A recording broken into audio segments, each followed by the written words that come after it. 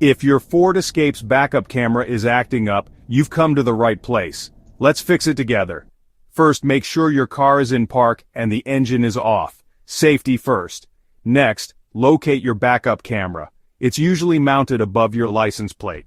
Check for any visible damage or dirt. Clean the camera lens with a soft cloth. Sometimes, that's all it needs. Still not working?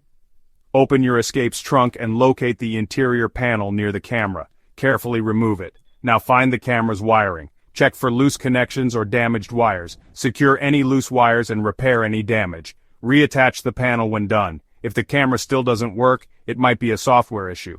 Get in your car and turn on the ignition. Go to the sync system settings on your dashboard.